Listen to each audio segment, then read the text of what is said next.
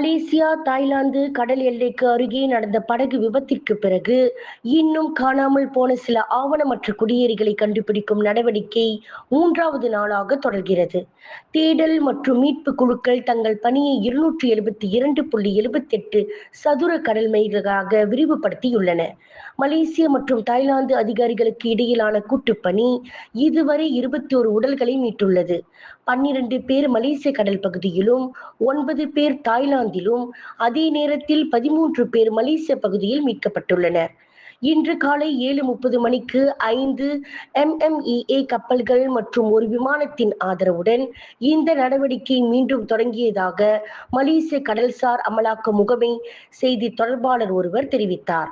கடல்சார் காவல்துறை, ராயல் மலேசிய கடற்படை, மீன்வளத்துறை, தீயணைப்பு மற்றும் மீட்புத்துறை மற்றும் சிவில் பாதுகாப்பு படை ஆகியவையும் உதவிக்கு அழைக்கப்பட்டுள்ளன.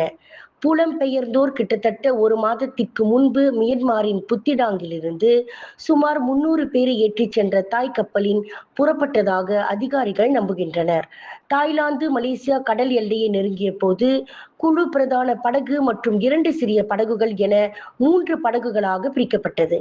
சுமார் 70 பேரை ஏற்றிச் சென்ற சிறிய படகுகளில் ஒன்று கவிழ்ந்ததாக நம்பப்படுகிறது. இதனால் பலர் இன்னும் கண்டுபிடிக்கப்படவில்லை. அசல் பயணத்தில் இருந்து சுமார் 230 புலம்பெயர்ந்தோரை உள்ளடக்கிய மீதமுள்ள குழு இன்னும் கண்டுபிடிக்கப்படவில்லை.